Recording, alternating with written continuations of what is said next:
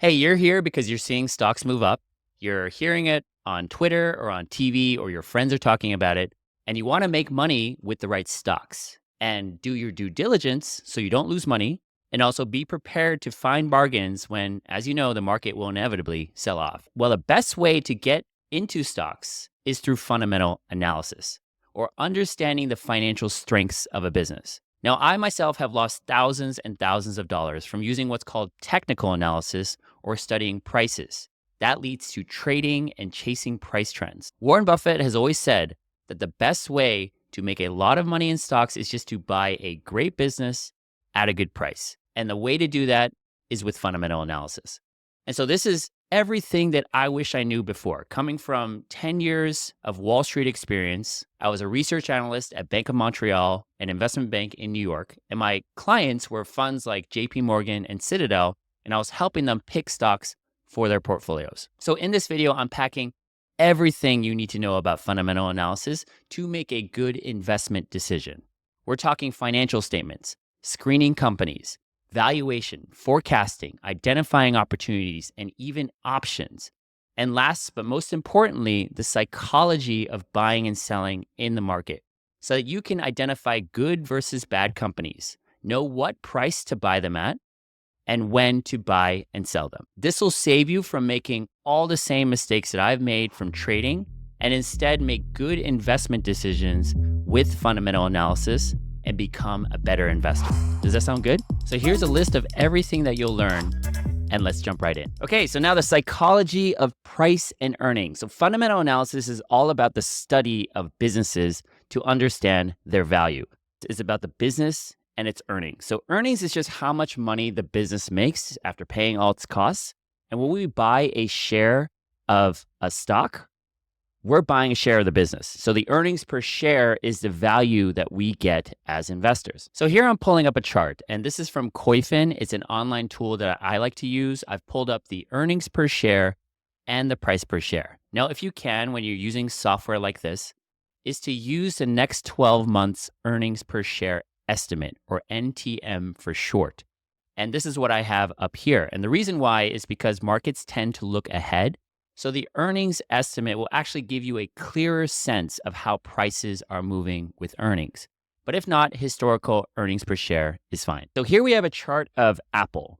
And the black line over here is the earnings per share. And then the green line over here is the price per share of the business. So what do you notice? The price follows the earnings per share. So price follows earnings, as a lot of investors say. Now here we have Nvidia. It's a little bit more volatile. You see that the earnings are more cyclical. You got these peaks and troughs, but overall, it still follows the earnings. Now here we have Tesla. So it's obviously a lot more volatile. We see these big changes in earnings and much bigger changes in price. So there's also big divergences between price and earnings per share. Now, fundamental analysis is all about understanding the black line, so the business's earnings, and then using that to value the price per share. So that's the green line over here.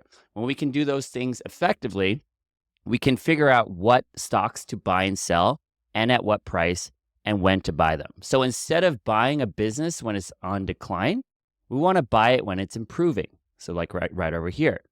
And instead of buying peak prices over here, we probably want to buy them when they're at better value, maybe over here or around here.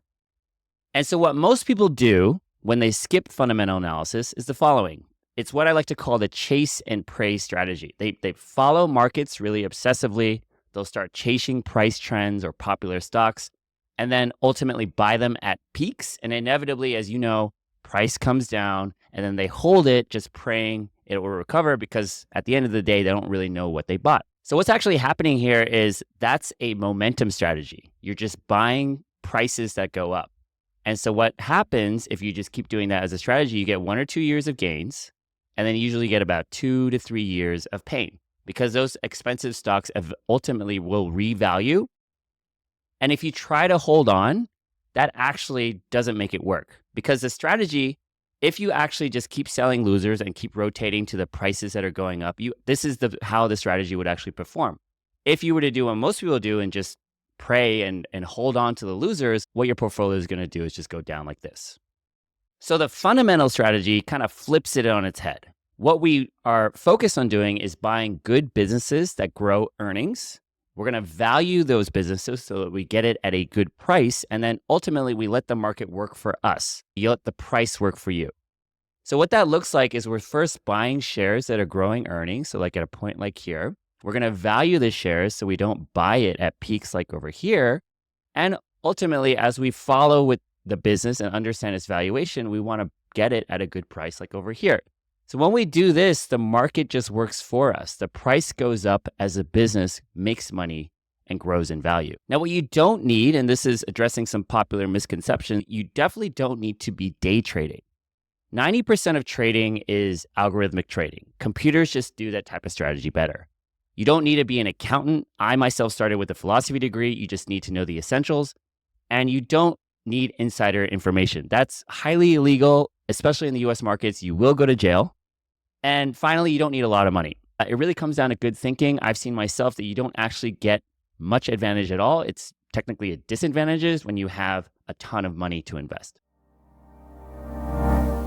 So fundamental analysis is all about the business's earnings. Then the foundation is the financial statements. And there are three key things that you must understand with financial statements that make you money as an investor of the business. The first is the growth of its earnings. Second is the margins, so the efficiency of the business. And third is the returns, so the returns on invested capital. You're going to see exactly why all those things work together when we actually build up a financial statement. Here's a lesson of why this is important. So back in around 2017, I bought this dumb stock and I probably lost over $10,000 buying it. It was Rite Aid. And the reason is I didn't bother reading the financial statements and I just bought it because a hedge fund was buying. And the stock just obviously went down like this. If I had looked at the financial statements ahead of time, knowing what I know now, and this is Rite Aid's financial statements, I could have seen the warning signs. So by the end of this as well, you'll be able to see the exact warning signs so that you can avoid mistakes like this. But first, we got to understand what those numbers actually mean. And don't worry, this is not going to be a long list of boring metrics. What we're going to do is imagine we're building up a coffee shop together. So we're going to build up the numbers of a coffee shop from the bottoms up as if we started the business together. And so then you know exactly what these financial numbers are, how they're linked together, and we're going to analyze them so that you can see exactly what makes you money as an investor. The first thing when we start a business is we need to raise money. We need to raise capital. So let's say we each put in $500 to start up the business. Say we each get 10 shares. So that works out to about a total of 10 shares at $100 each. We put that in exchange for shares of the business. So that's the stock. And now that's considered equity because it's money invested in the business. Now let's say we also go to the bank. We want to get a loan. We get a $100 loan at a 10% interest rate from a bank. Now that would be considered debt on our balance sheet. So that works out to a total of $100 in liabilities. So that's something that the business owes and it's money to be paid back. So the total capital here is $1,000 in equity plus $100 in liabilities. So the total capital invested is $1,100. Now with this capital, we want to invest in assets for the business. We want to get a cash register. We want to get a shop store, all the furniture, etc. So let's put that all together and say we've invested $800 in property and equipment. Now these are assets. These are stuff that we own and we expect to make money from it. And we also keep $300 in cash in the bank for the business just for day-to-day cash needs, whether that's for payroll or for expenses. So our total assets comes up to $1,100. Now you can see that we have total assets of $1,100, and that has been funded by $100 in liabilities from debt and $1,000 in equity. So assets from a balance sheet perspective always have to be funded by either liabilities or equity, and they always balance, and that's why it's called a balance sheet. So now that we're funded, let's go into business. Now we want to start to think about the operating metrics for our business, and let's look at this for the first year. Let's say we sell cups. We sold about 150 cups for the year, and we've sold them at a certain price of $5 a cup. So when we multiply the cups sold times the price per cup, that gets us to $750 in sales. Now we got to pay for the actual coffee. So we have to pay for the beans. We have to pay for the actual cups. Say that works out to about $3 in cost per cup. Now we multiply the cups sold by the cost per cup. That gets us to what's called the cost of goods sold, or the COGS for short. Now, from the perspective of expenses, operating expenses for the business, we have staff and labor costs, works out to about $100 in that first year. Our equipment has worn down a little bit. Let's quantify that as about $80 in depreciation, works out to about 10% of the asset value. And so then that total of labor costs plus the depreciation or the wear and tear of our equipment gets us to total operating expenses of about 180. And so this is the basis for our business performance. Now we can take that operating metric and start to see it in the income statement. And this will show us how much earnings the business makes. So we have our total sales that goes into the revenues for the business for the first year, $750. We have our cost of goods sold, or COGS, gets to $450. So when we take the revenues minus the cost of goods sold, that gets us to our gross profit. So that's the profit that our business is making before operating expenses. You can think of it as a profit on the product before paying expenses for the business. Now, from an operating perspective, we have operating expenses. We have depreciation, the wear and tear of our equipment. We also have the labor, of course. Those things summed together gets us to a total operating expense of 180. When we take the gross profit minus the operating costs, that gets us to our earnings before interest and taxes. So that's EBIT for short, of $120. Now, of course, we also have our interest expense. Remember, we got a $100 loan. We're paying 10%. So it's $10 in interest. That gets us to our pre-tax income of 110. And then we also pay taxes. Let's say we pay a 20% tax rate on that pre-tax income, works out to about $22 in tax. And then that leaves us with $88 in net income. That's the earnings of the business. And when we take into account the shares of the business, that works out to 8.8 in earnings per share. Now, this is the most important number because that earnings belongs to us as shareholders. That's the money the business has made, which will increase its value. All right, now let's look at it from a cash flow perspective. So this is the cash flow statement. It can tell us from a cash perspective how the money is moving around. Starting off with the cash from operations, we have our earnings. So we've made $88 in net income. We have our depreciation of $80. So that's just a non-cash expense, right? Because it's the wear and tear of equipment. So we add that back. And that gets us to the actual cash produced by the business. The cash from operations is $168 in the first year. Now, from an investing standpoint, we've invested $800 into our property and equipment when we first started the business. So that's year 0. And let's say that we also want to reinvest $80 to offset that wear and tear. So we fix any equipment that has broken down. Think of it like maintenance. So when we add those things together, we get our cash that's from an investing standpoint. Now, when we take the cash from our business and minus the investments, we get to what we call free cash flow. Now, that's the cash that the business has produced after investments. And so that works out to $88. You can see it's $800, a negative $800 because of the investments when we first started it out. And it's called free cash flow, and it's important because this is the cash that our business has that can be used to either pay a dividend to us as shareholders or maybe to repurchase stock. Effectively, it means that we can pay ourselves as shareholders with free cash flow. Now, from a financing perspective, we've raised $100 in debt. We've also raised $1,000 in equity from selling our shares. The total is $1,100 from last year, but we haven't done any financing this year, so we don't have anything from year 1. Now, what happens when we put all those things together? We got our cash from operations, our cash from investing, and our cash from financing. When we sum all those things up together, we can see the net change in cash. You can see that's how we ended up with $300 when we first started the business. That's why we have $300 in our bank account. And our business generated $88 in the first year in net cash. And it's the same as earnings because you can see that our investments are just balanced with the depreciation. It's just there to offset the depreciation. We didn't make any additional investments. So we take our beginning cash, we take our net cash, and then that ends us with the end cash for the period. So we started out with $300, and that's how we end up with $388 at the end of year 1. Now we can look at it from a balance sheet perspective. This basically just records where our money goes. So this is what we started off with when we first started the business. This is our first balance sheet. Remember, we didn't raise any equity capital, so we still have 1,000 in total equity capital, and we've generated $88 in earnings. Let's say we keep that into the business. That would be considered retained earnings, just reinvested into the business. We also have $100 in debt. We didn't pay off any debt. No change to debt.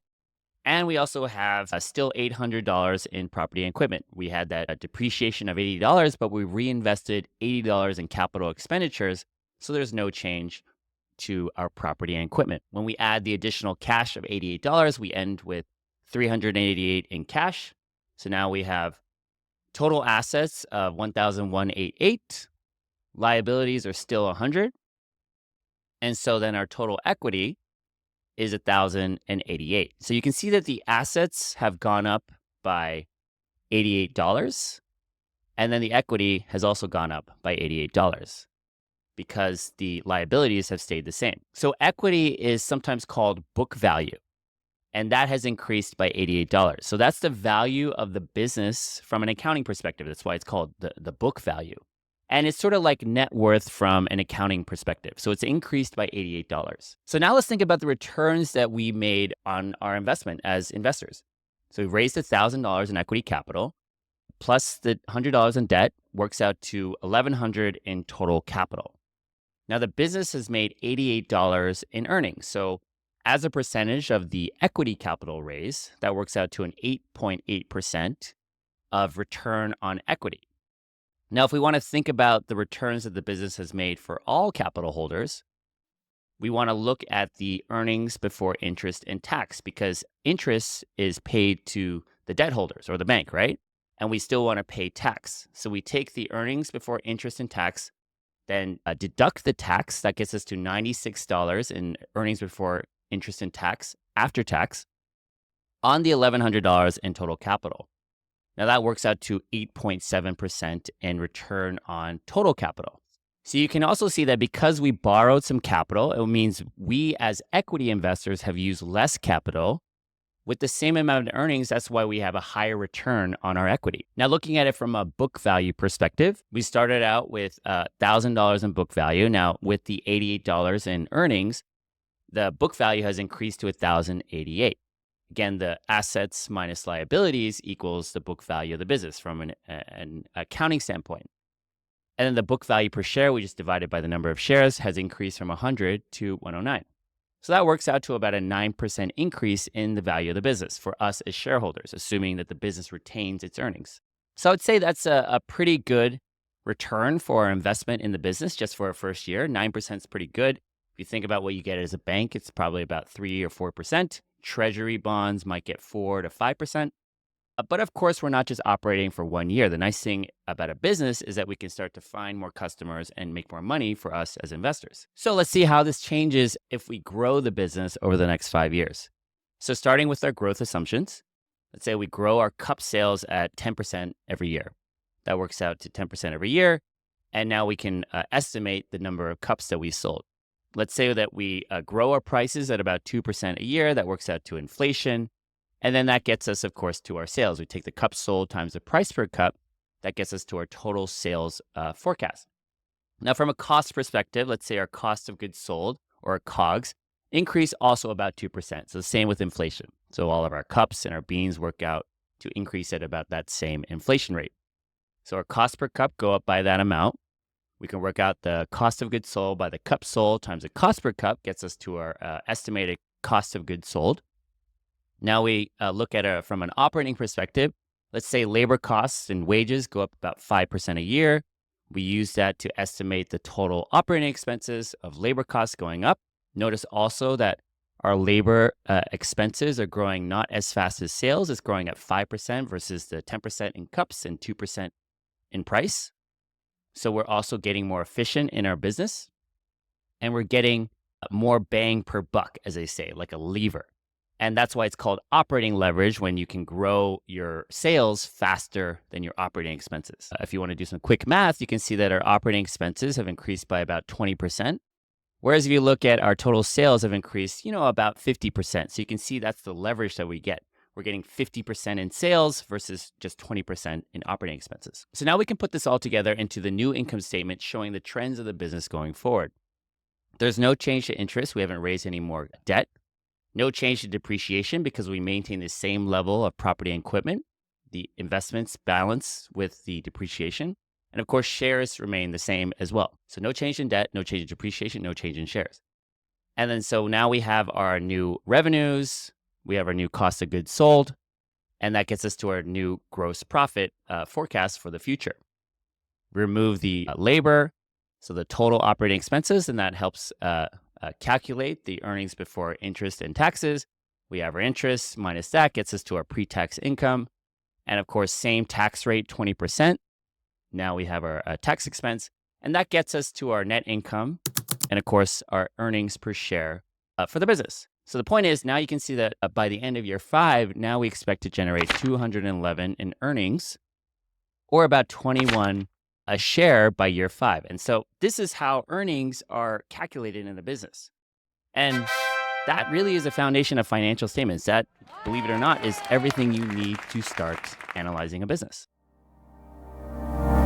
Okay, so now let's switch gears to analyze the financial statements to evaluate the performance of the business as an owner and see what really makes us money. So we start off by analyzing the trends in the income statement.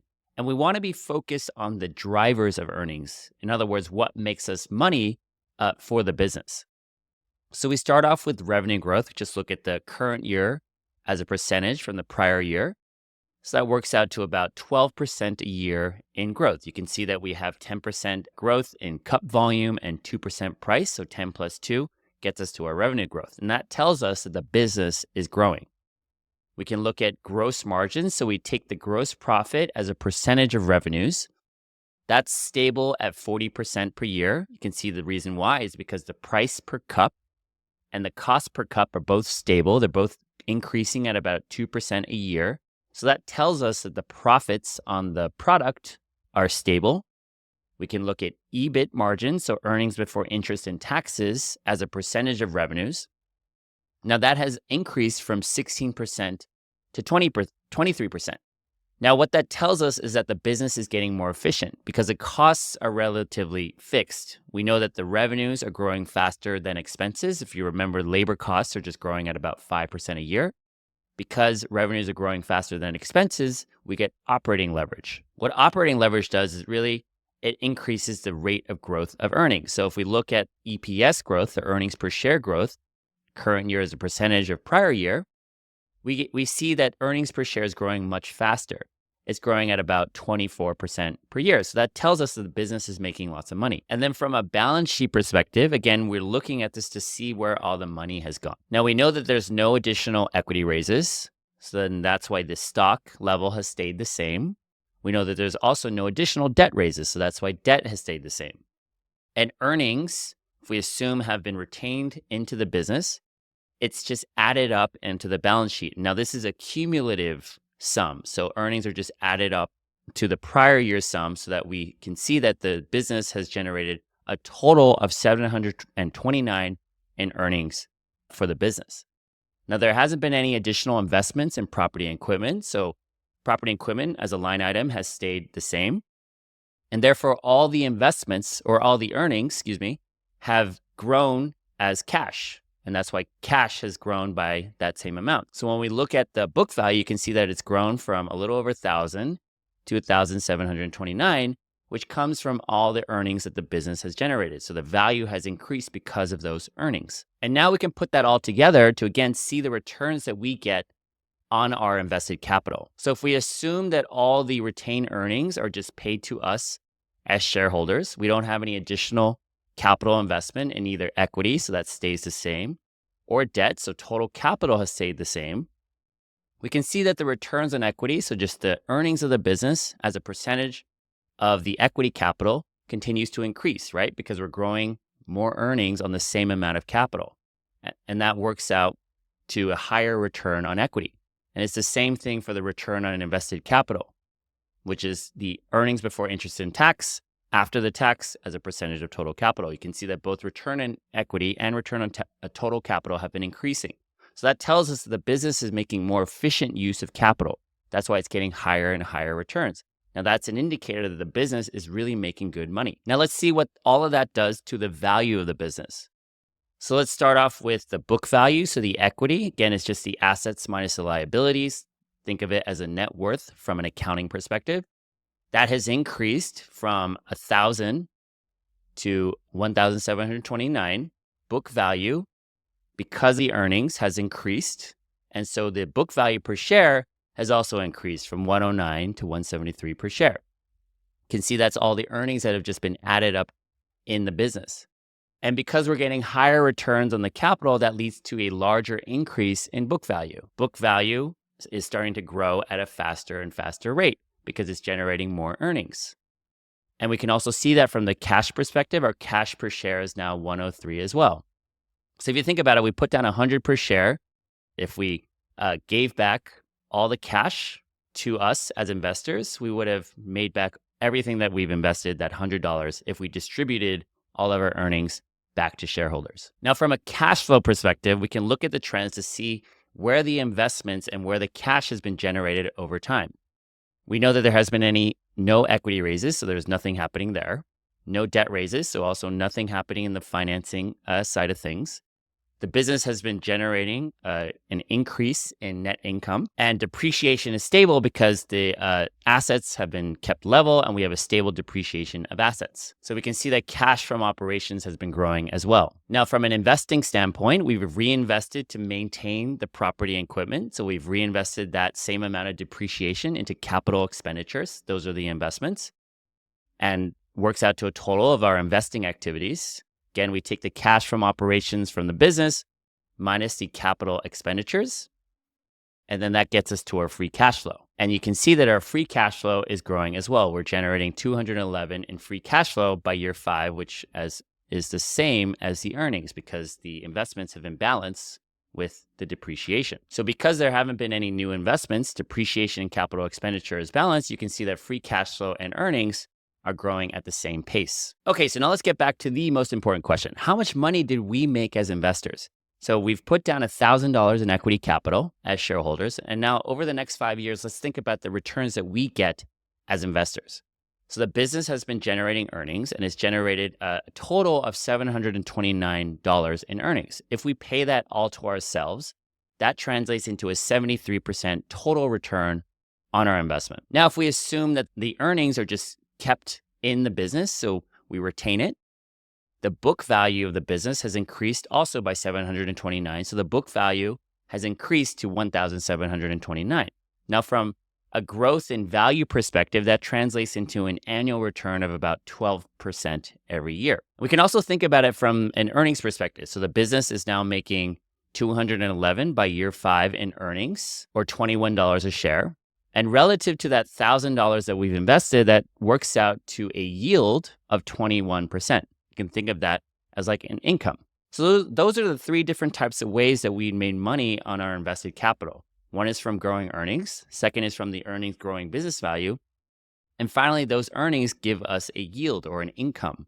And so that's a pretty good business, right? Those are really great return numbers. And so when you tie that all together, these are the things that make us as investors money. It's really the growth in earnings. So that comes from the sales growth. The margins are the improved efficiency of the business that generates more and more earnings from the sales. And then finally, the returns or the efficiency of how the business is using capital will generate more earnings from the same capital invested if the returns are increasing. And all those 3 things work together to grow the value of the business and make us money as shareholders. All right, so now let's apply this analysis and look at the trends in Rite Aid's financial statements. So if we look at the income statement of the business over here, we can look at the earnings. So let's look at the net income, and we can see that it's been going down. And if we look at the earnings per share, we can see that's been going down as well, and it's now 0. So earnings have been going down. There's a decline in earnings, and there's just no earnings per share. So that means that the business is not making any money. Now, if we look at the assets, so over here, we'll look at the balance sheet. So the assets, about $7 billion, that goes to $11.6 billion. So we can see that the assets have nearly doubled. The debt has also increased as well. So that's gone from $6 billion. Whoops, I actually marked that, but it's a little over $7 billion. So looks like they took out more debt The number of shares have also increased over here, which means they've raised equity, so they've sold stock. And so when we put that all together, that means there's an increase in assets and it's been funded by an increase in debt and an increase in shares. So they've raised a lot more capital for their investments. Now, when we look at the cash flow perspective, so all this is the cash, to think about where is this money going? What are the returns that they're getting from these investments? If we look at just the cash flow from operations, you can see that that has just been going down pretty dramatically, just 225 million in cash flow. If we want to look at the free cash flow, so we got the capex over here, you can do some quick math, right? So we have 800 minus about 382. So a little under 500 million in free cash flow, whereas we look in the latest year, it's about negative 200 in free cash flow. So what that means is that the business is one, having a decline in cash flow and also having a decline in free cash flow. So there's negative free cash flow. So the business is not making any cash from its investments. And that makes sense with the earnings statement because the business is not making any earnings. So with no growth in earnings, we see that decline in efficiency because they're not generating earnings. So margins are now negative. It's not growing earnings and returns are now negative. That's why the business value starts to go down. And eventually the business went bankrupt because it ultimately ran out of money because it had no cash flow to pay the interest on its debt. So when a company can't pay interest on its debt, it gets bankrupt and the debt holders take over the company. So that's a key to reading and analyzing financial statements. Remember, it's just the growth, the margins, and the returns. And we can start to apply this to start to screen good versus bad companies. And that's what we're going to do in the next section.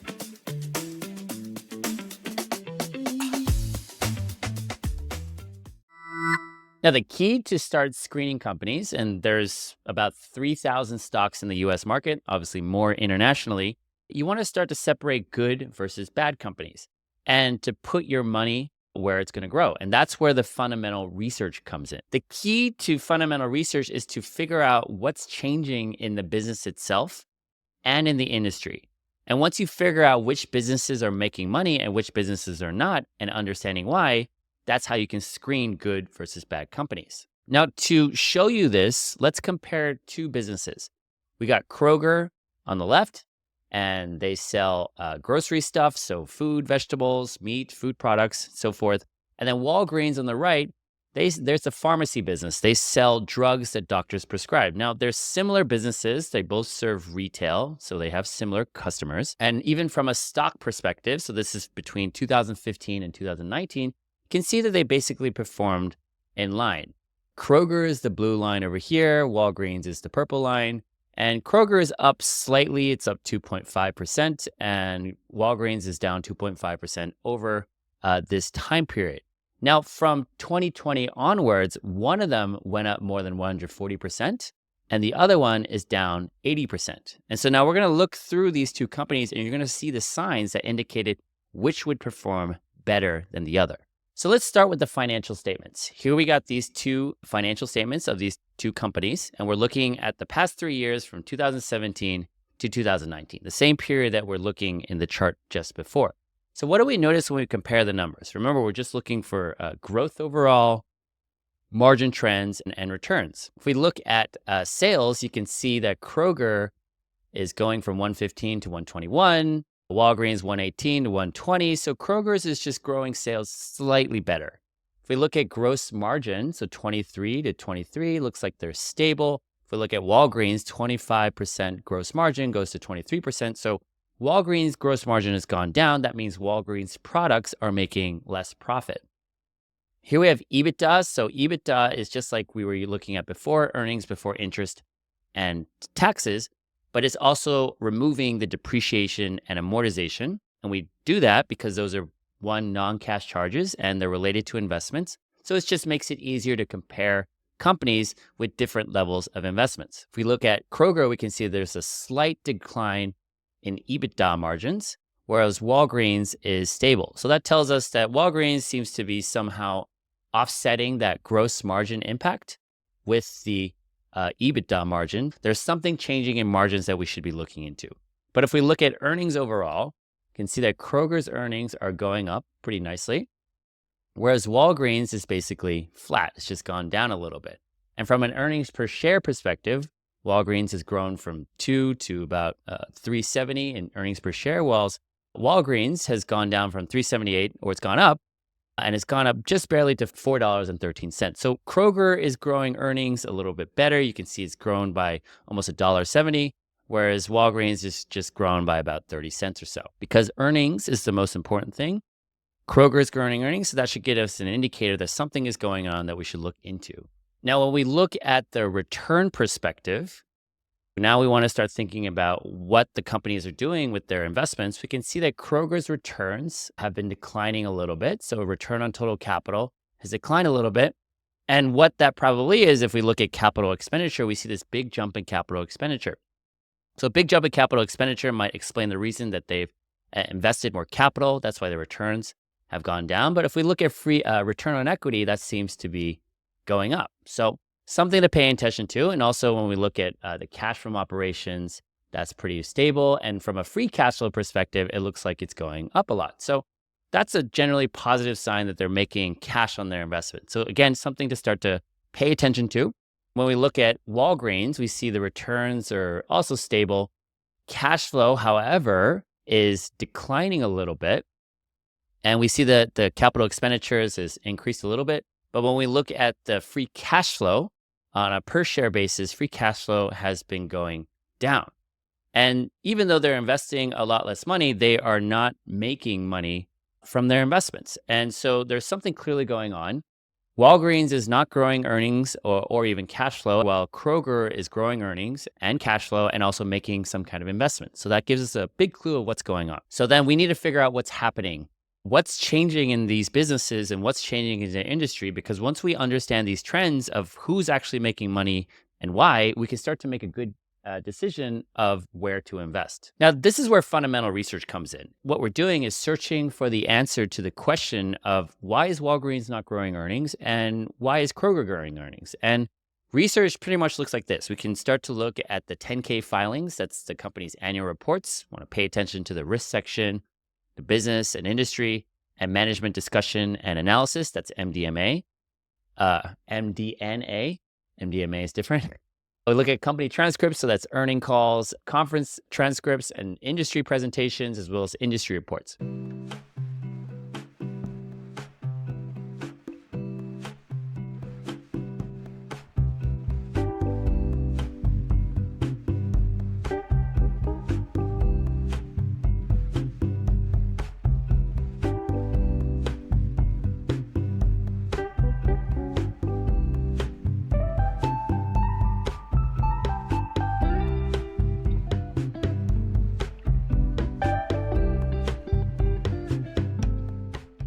And so you do a little reading, and usually it just pops out as long as you have a good question in mind. With some searching, we can start to see why Walgreens margins have been going down. So at the bottom over here, we see this is pulled out from their risk section. One of the key risks that they face is reduction in third-party reimbursement levels. So it turns out that these lower reimbursement levels is a risk. And the reason why that is, if you do a little reading in the 10K, is that pharmacies in the US are actually reimbursed by these third-party payers. They don't actually make money from selling the drugs. They make money from getting reimbursements when they sell drugs.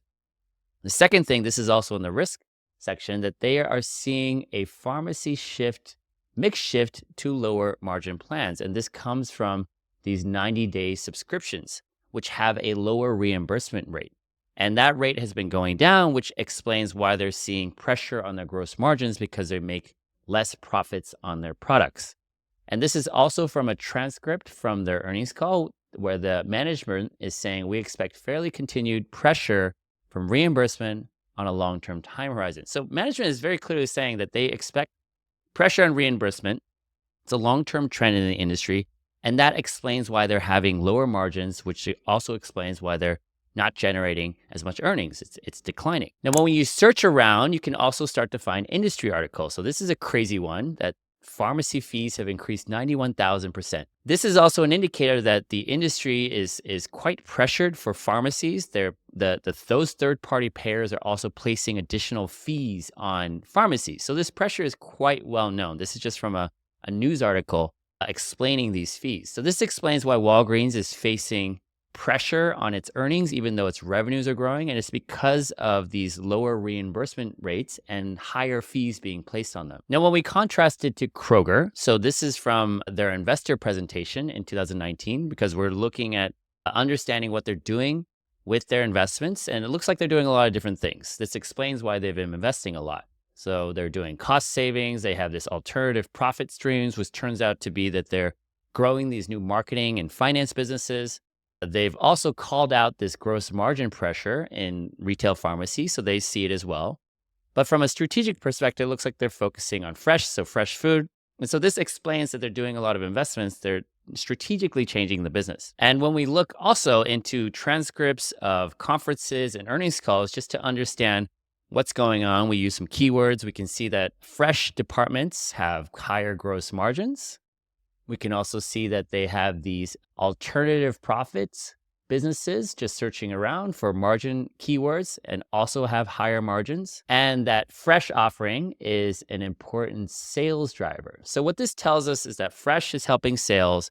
Fresh has higher gross margins and alternative profits have higher margins overall. So it's clear that all these investments, to sum it up, is positioning Kroger into higher margin stuff. And that probably explains why they're making more in earnings and cash flow from those investments. So when we compare Kroger and Walgreens now with our research, we can see a number of clear trends. One is that Kroger has better sales growth because they are investing in fresh produce, while in contrast, Walgreens has lower reimbursements for pharmacies. And that explains why Kroger is generally growing sales better versus Walgreens.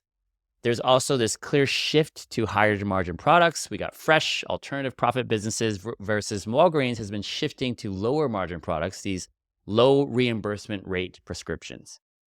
Now that explains why Kroger has relatively stable gross margins while Walgreens has declining gross margins. On Wall Street, we would say that there's a mix shift going on. Kroger is shifting to higher margin businesses.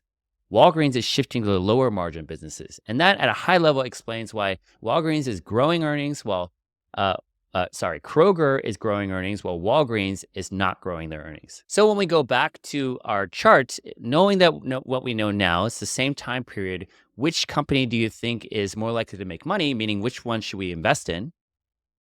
Give you a guess. I would probably say let's buy Kroger and maybe sell Walgreens. And let's see what happens in the financials. So this is for the next 4 years played out from 2020 to 2023. So as the financials happen, we can see the trends.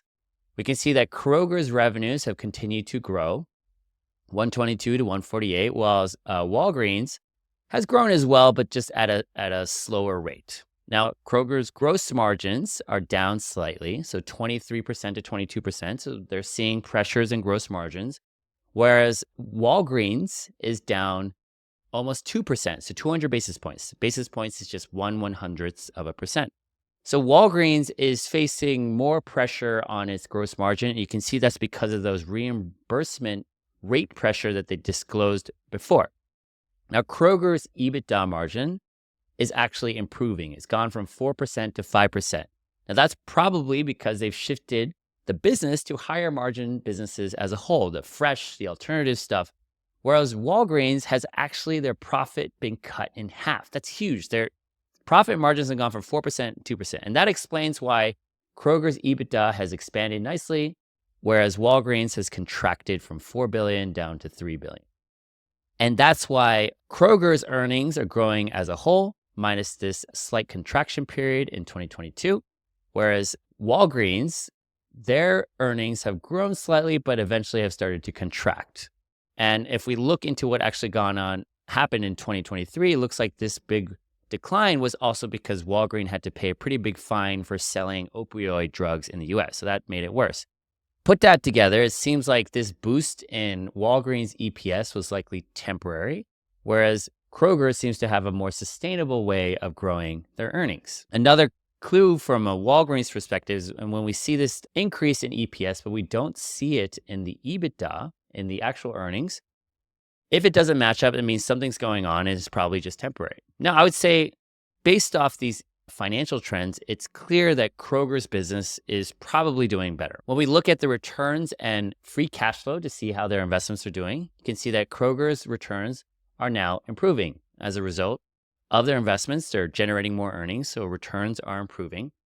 Cash flow is stable, and free cash flow is actually trending upward. So that's great. There's this brief contraction period, looks like over here in 2023. It looks like they also had this big increase in investment. But if they're making these investments and they're actually generating earnings, so it should lead to better returns over time, even with this contraction. Now, if we contrast this to Walgreens has a very clear decline in the returns on capital. It's basically zero at this point. Cash flow has gone down to half. And even though they've picked up their investments, they're not generating any earnings, and free cash flow is also declining as well. So you can see very clearly that Walgreens is having trouble generating cash. It's having trouble generating earnings, and the investments that they're making just don't seem to be making any returns. And so what do you think would happen to the value of these businesses? Well, let's look at from those 2020 onwards, matching that time period of financials. We see that Walgreens has basically just gone down with earnings, and that's why it's dropped 80%. You can see the green line is the stock price, the black line is the earnings per share, and you can see that has just gone downwards. Remember, price follows earnings. Now, if we look at Kroger, you can see that the price has gone up, and it's gone up about 100%. And with the stock just giving a brief pause at this period when there was this contraction in earnings in 2023.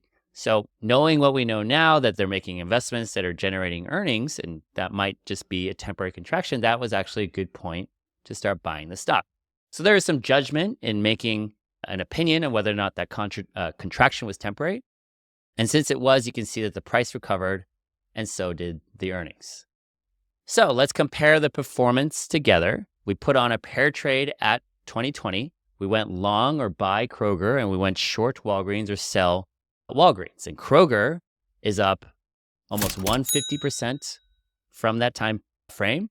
And Walgreens is down over 80%. So this would be considered a pair trade once we identified a good versus bad company.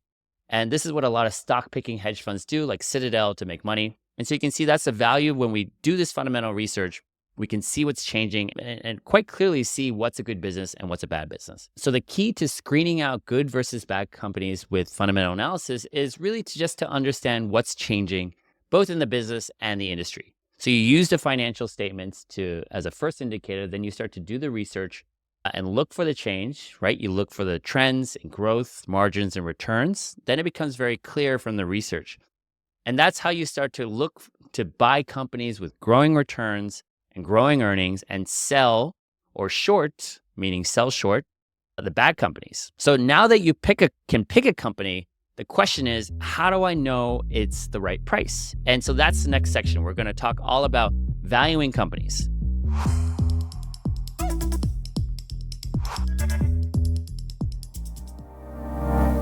Okay, so now that we've analyzed the fundamentals of the company, let's figure out what price do we pay for the stock. And now that's the valuation. And here's why valuation really matters. If you don't pay attention to valuation, you might buy something like this. So this is a company, Lightspeed.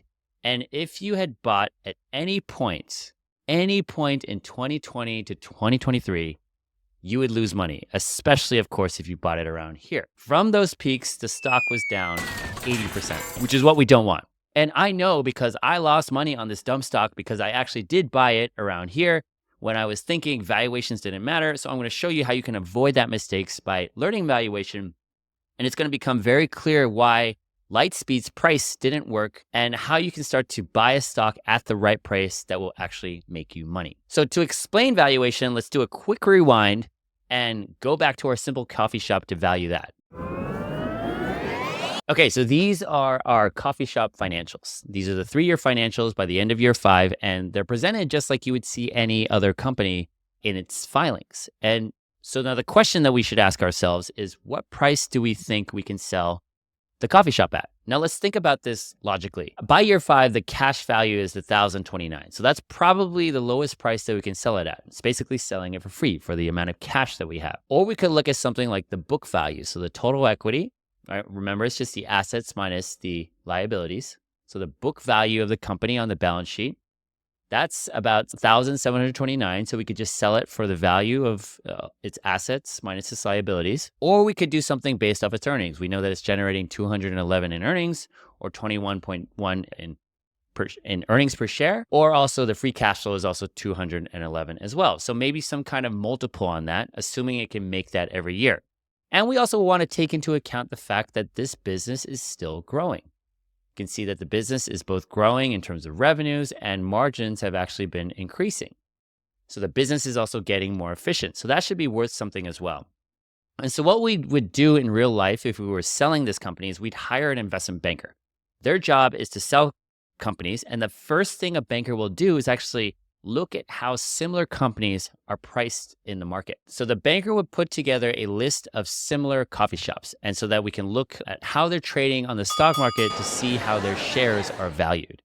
So here are the companies. We have the list of these comparable companies, and we have the price per share as well as the earnings per share. Now, to get a sense of the price, we can also look at the price as a multiple to the earnings per share. So that would be the price to earnings multiple metric. And that's a very common valuation metric. We can also look at the growth estimate for these companies for the next couple of years. And the banker will point out a couple of key things.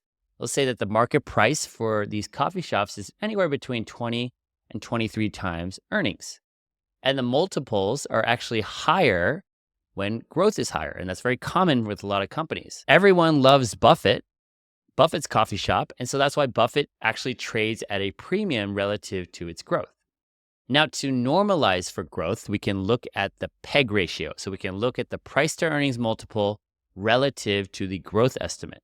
And when we calculate the PEG ratio, it becomes a little clearer that they're anywhere between 1.3 to 1.5 PEG. That's the value of these shares. We can then look at the median of the group to get a sense of what is basically the middle of the line of what investors will pay for the business. And that gives us an indication that investors will probably pay 23 times earnings for a coffee shop or about a 1.4 PEG. And that reflects the current market price for coffee companies. So there's two key things you need to do to value a business for its market valuation. First is to have a good earnings forecast, so understanding the growth for the future. And two is to have comparable multiples, so be able to price those earnings using the right peer multiples. And those two things indicate the price that the market will pay for the business. So what we'll do is we'll get together our managers to put together our projections for our coffee shop. So these are the growth projections or growth assumptions that would underlie any financial forecasts. We have our sales, so we expect, say, 10% of cup sales in growth per year because the market for coffee is expanding where our coffee shop is. We expect about 2% a year to grow with inflation. And we also expect our product or unit cost to also grow at about 2% inflation rate as well. Now, we also have our expenses. We expect labor costs to continue to grow 5% every year. Again, it's above inflation, but it's still below our expected revenue growth rate or sales growth rate. We're going to actually need some investments to expand now. And we expect that we'll have to grow investments at probably the same rate of revenues, so about 12%. Remember, we have 10% in sales, cups, and 2% price, so that would add up to 12%. So that's basically the assumptions of how earnings forecasts are built. So we can put that all together into a model. These are our growth assumptions. We expect cup sales to grow about 10% every year. That gets us to our expectation for cups sold. We expect price increases of about 2% per year. So that's the price per cup. And then when we multiply, of course, the cups sold times the price per cup, that gets us to our expected sales. From a COGS perspective, or cost of goods sold, we expect the cost per cup to increase about 2% every year. When we multiply the cost per cup times the cup sold, that gets us to our COGS, or cost of goods sold, forecast. Our labor expense, we expect a 5% increase per year. That's our wages. And then that gets us to our total operating expense forecast before investments. From an investing standpoint, we think that we're actually going to need to start to build out the coffee shop in order to get more of these customers. So what we're doing is we're investing. We're adding capital expenditures or CapEx into the business. Those are the investments. We decided we're going to grow investments with revenues. So let's say we keep CapEx as a percentage of revenues at about 7%. So a fixed percentage. And so that allows our CapEx to grow with revenues. So we take our beginning property and equipment, we add our CapEx, and we also need to forecast our wear and tear of equipment. So we expect it also to decrease by about 10% every year. That's just the wear and tear or depreciation. And that gets us to our dollar amount of depreciation that we expect. Now, to work out our total assets at the end, it's pretty simple. We just take our beginning property and equipment, we add the CapEx, and then we minus the expected depreciation. That gets us to our end forecast of property and equipment, which reflects the growth in our assets from our investments. Now, we can then put all these assumptions together into an income statement to start to see the business's expected earnings and growth. So we'd have our revenue forecast, and we expect to grow at about 12% every year. Just as 10% in cups, 2% in price. Pretty simple. We minus the cost of goods sold. That gets us to our gross profit. We minus the depreciation. And notice that depreciation is now going up because we are making additional investments. We reduce it by the labor expense, and then that gets us to our earnings before interest and taxes. We can calculate our margins now. So our EBIT margins is just the earnings before interest and taxes as a percentage of revenues. You can also see that it's still expanding because we're still getting more efficient because our labor costs are growing slower. Same debt level, so interest expense remains the same. That gets us to our pre-tax income. And we're using the same tax rate of about 20%. So our tax expense increases as we grow pre-tax income, and that gets us to our earnings, net income or earnings for the business. We don't have any change in equity. We're not raising any more shares, so same share count. And then that's how we can calculate our earnings per share that we expect for the business. So we expect next year the business to generate 25.3 in earnings per share. And we can also calculate the earnings per share growth. So we expect the business to grow at about 17% in earnings per share for the next 5 years. So that's our earnings forecast for the business of how much money it will make. So now let's get back to market prices. So here we have our comparable companies. These are the multiples or the price of similar coffee shops trading on the stock market. Now, next year, we know we're going to generate 25.3 in earnings per share. We've estimated about 17% growth in earnings per share for the next 5 years. And so let's use the PEG ratio or the price to earnings multiple relative to the growth estimate. We know that 1.4 is the median PEG for similar coffee shops. So we'll use that. We'll take that 1.4 times the 17. That gets us to an expected multiple of about 24 times. We take that 24 times, multiply that by the 25.3 in earnings per share, and then that gets us to our expected value of 595.8 per share. And that's the expected value of our coffee shop based on the earnings per share of 25.3 with a 24 times multiple. So you can see that if we picked the right multiples and did our forecast correctly, we can sell our coffee shop to the market at that price. That's the estimated value of our shares. And you can also notice that $595, almost $600 is way higher than the 170 or so of book value that our accountants tell us. And this is why bankers get paid a lot more, because they can help sell companies at market prices and usually much better prices. Now, we also know it's a good price because we know that investors are also getting a good deal. So this is the returns they can expect if they buy the company at 595.8. So they put down 5,958 for 10 shares. We know that the total earnings of the business is going to be 1,782. If all of those earnings are distributed to shareholders, that represents about a 30% total return from the earnings based on how the business is growing its earnings. Now, of course, the second way the investors can also make a return is, say they decide to sell the business off at year 10. So by year 10, the coffee shop's making about 472 in earnings from our previous forecast. They also sell it at 24 times earnings. They're going to sell it at 11,135. So if they sell it at that future market value, they're getting about 13% in returns based off that growth in market value from the earnings. And same way from a yield perspective, The business is generating 472 by the end of year 10. And so that represents an 8% yield based off the capital put down of 5,958. So that represents the income from the investment.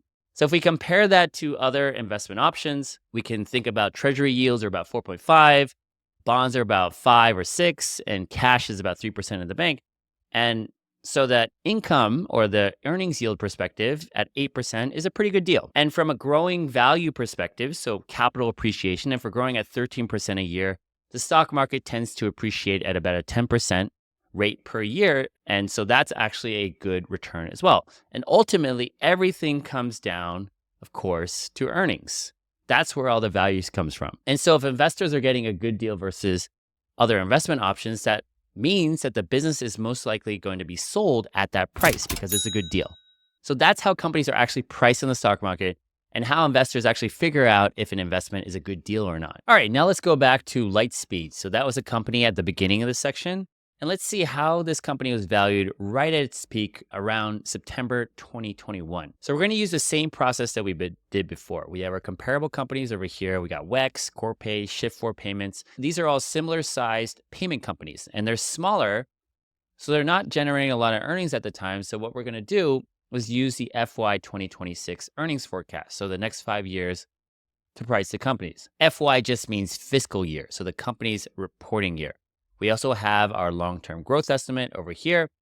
And then the median works out to about a 10 times multiple on the FY 2026 estimates with the 15% growth estimate median or a 0.7 peg. Now, with all that said, just to give you a sense of how extreme Lightspeed's valuation, let's take a look at Lightspeed.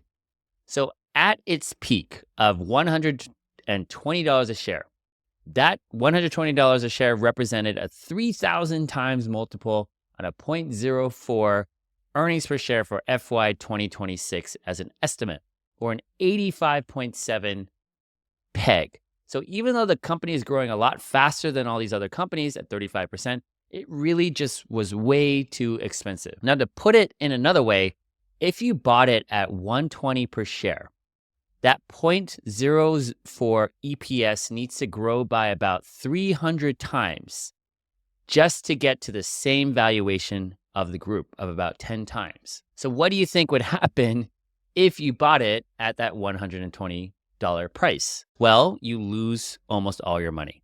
Lightspeed stock declined over 80%. And yeah, maybe the business slowed down a little bit, but the business was really doing fine.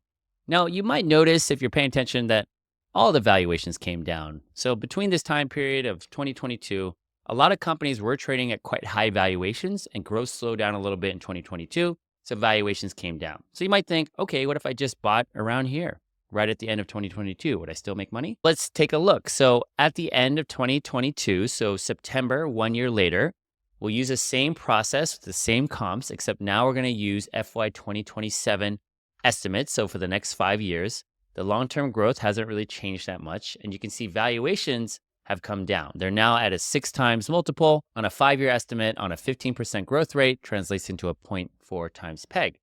Now let's look at what Lightspeed looks at. So Lightspeed, even at this 18.6, which is down 80%, Lightspeed is still 35 times. So it's still 5 times more expensive than the group. And also notice that Shiftwise or Shift4 and Corpay are trading at 0.2 to 0.4 peg. So that's pretty low because a lot of companies, if they're good companies, tend to trade around 1. So that's actually a great price, assuming the estimates and the growth are correct. So what happens if you buy at these prices, both Lightspeed and Corpay and Shift4 Payments? Let's take a look. So what happens if you buy it at that point? Well, at least with Lightspeed, you stop losing money, right? But your stock is still down 4%. So you still don't make money even though you bought the dip. And so this is why you don't just buy dips on stocks without knowing the valuation. Now let's look at those other two. Let's look at Corpay and Shift4. You can see both of those returns are up more than 100%. So they're both up more than double. And you can start to see the power in doing this, right? By understanding the earnings forecast and how to value these companies, the market will give you real opportunities to multiply your money. So the keys to valuing a business is 1, having a good earnings forecast of what the future earnings of the business looks like. And that's how the market values companies.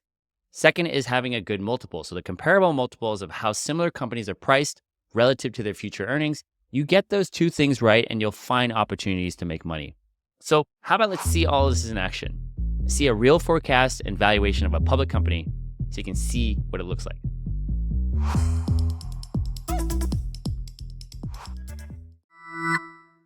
So we're going to forecast Paylocity. It's this software company. They provide payroll and HR or human resource platform for small businesses. And I like to use this company as a case study to mentor and teach investors because it's a simple business to understand. So by the end of this, once you understand forecasting and then valuation, you're going to see exactly why this was an expensive price for Paylocity and where you don't want to buy, and why this is actually a cheap price for the stock and where you do want to buy. And I'm going to discourage you now from trading prices if you're looking to learn to invest. Because if we take a purely price or technical driven view, that discipline would inform you to, one, look for the trend, and then you want to sell when the trend breaks. So you would sell over here. And then it would teach you to start looking at support levels and resistance levels and teach you to start buying around here, selling here, buying here, and selling here. And so what happens if you learn to just value a business correctly, you can figure out these areas like here and here as major price areas that are considered cheap and expensive ahead of time. So it really avoids you having to spend all this time trading back and forth. And that's why I believe that valuing businesses is just much more powerful when you're looking at long-term investing. So here's the past 4 years financial statement from 2020 to 2023 for Paylocity that we'll use as a base to forecast and value that stock. Most people, when you ask them why they buy a stock, they might say something like, well, I like the Starbucks brand and I drink coffee there, when really you should be thinking, what is my forecast of the company? Because if I asked you, how much money do you think you can make next year? You'd probably say, well, I'm in charge of business development. If my business can hit these sales targets, I can probably get this kind of payout for my contract. Now, that's the exact kind of mentality that you should think about when investing in a company. If you're giving them your money, you should at least think, what is the business going to do to make me money as an investor? Now, the keys to good forecasting is to get 3 important things reasonably correct. 1 is sales growth, 2 is margins, and 3 is capital investments. Notice these are the exact same things that we use to analyze financial statements. It's because they ultimately help us forecast the earnings. The key to getting the sales growth rate is getting a base rate. Now, what that is you want to be looking for some kind of reference. Otherwise, you're just making it up or you have to trust someone else's forecast. A base rate can come from a number of places. You can look at the market growth rate. You can look at the growth rate of its peers. You can look at the historical growth rate to get a sense of the trends. You can also look at the company's target. So what you do is you want to start high level and then start honing in. And it's really important to get the sales growth number right because everything flows from there. And you'll see when we do the forecast. And it all comes down to, guess, from doing good fundamental research.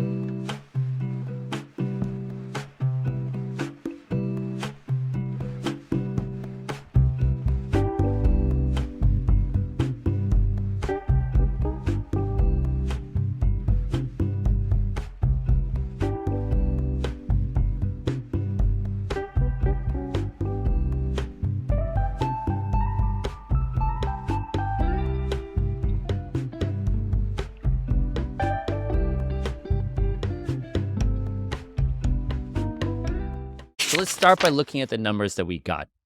First is the growth of the market. So this is a forecast from an industry report on the human capital management market. So that's the market that Paylocity is a part of.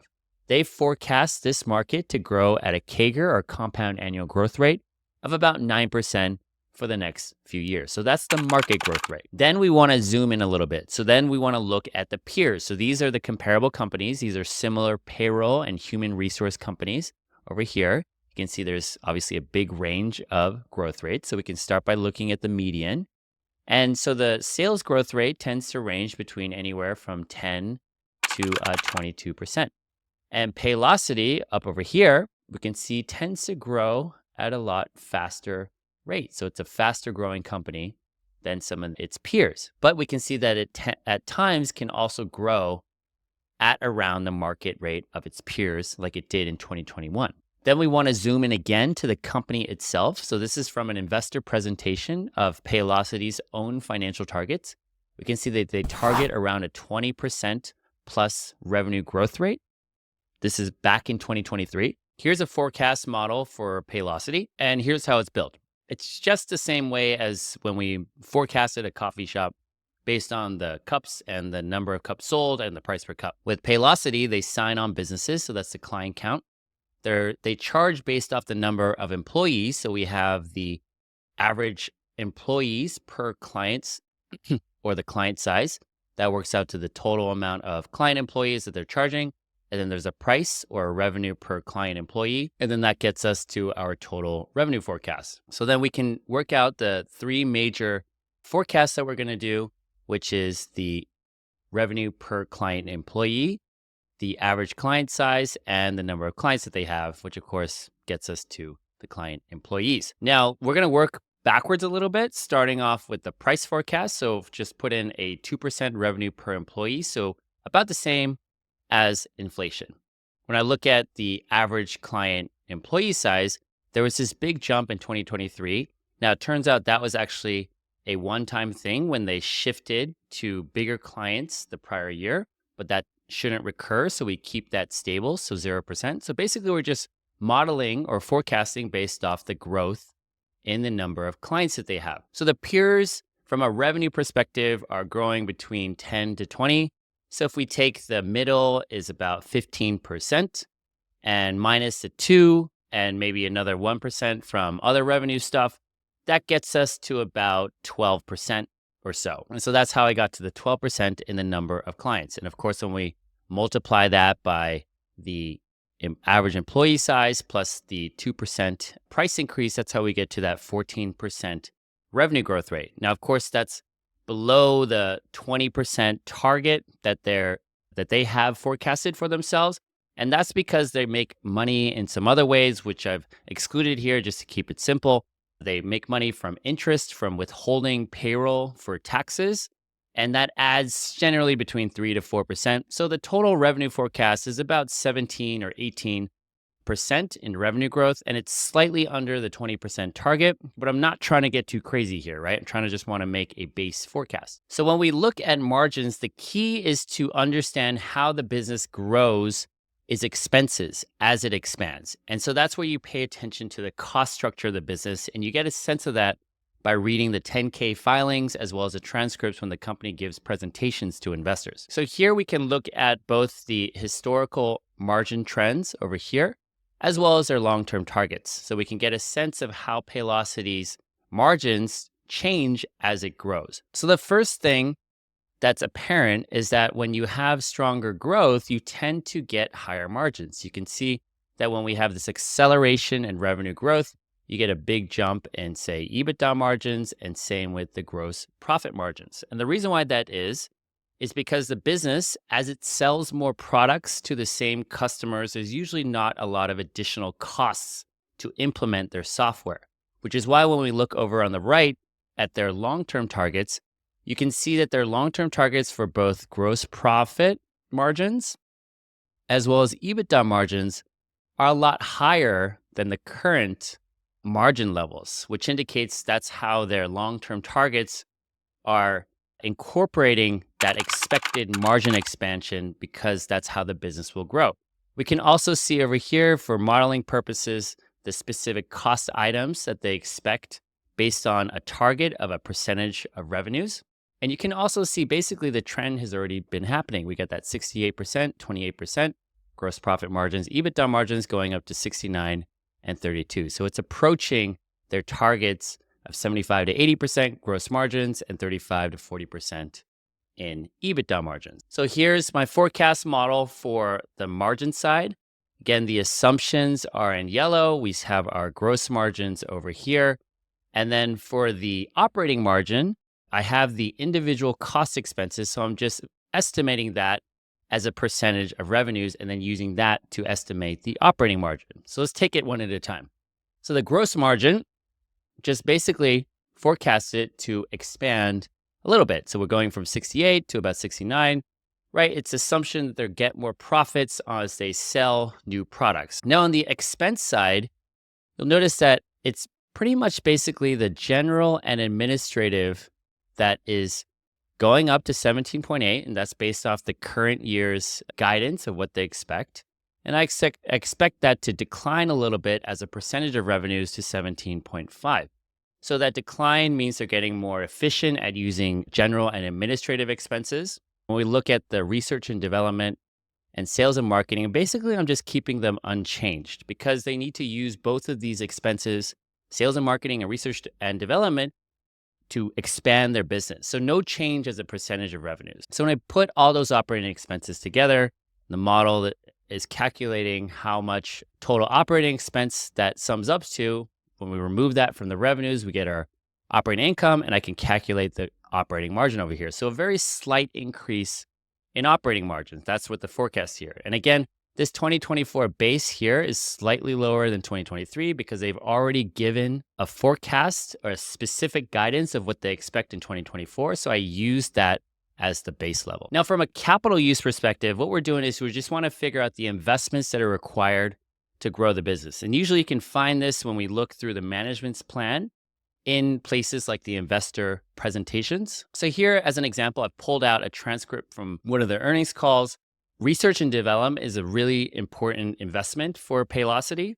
And here they've just said that they expect to keep research and development pretty consistent, right? In terms of an investment standpoint. So we expect a pretty steady level of R&D investment. So what they're saying is they want to keep their investments in research and development stable. So that just means as they make new software, they're going to sell it and they want to grow it with revenues.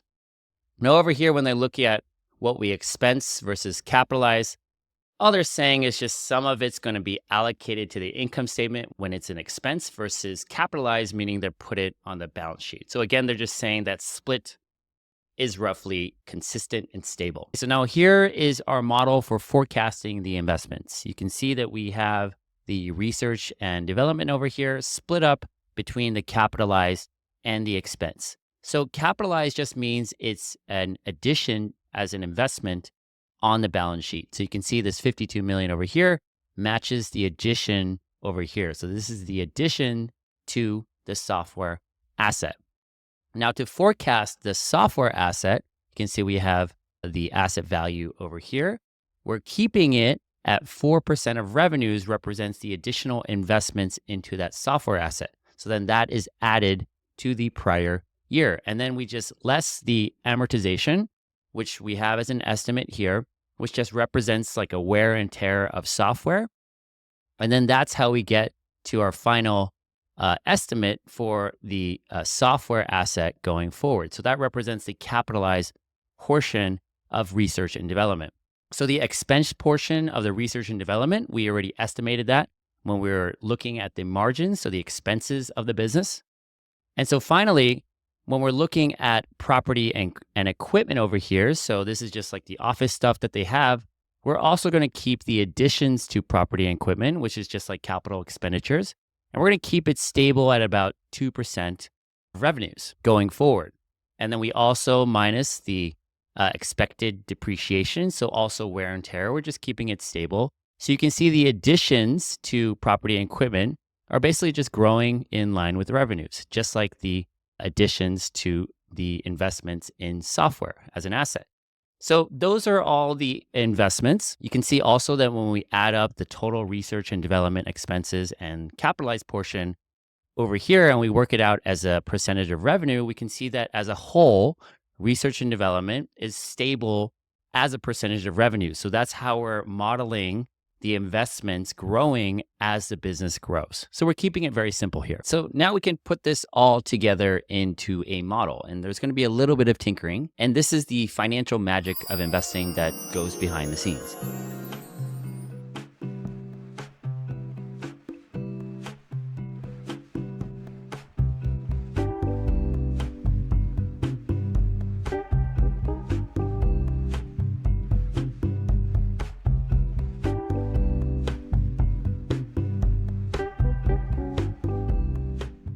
it all comes together into an earnings statement forecast like this. So let's see this built up. So we have the recurring and other revenue. That's just our growth forecast for the core business. There's this interest income on funds held for clients. That's the other revenues. So this is just the interest income that they get from withholding cash for payroll taxes for employers. They get interest on that cash.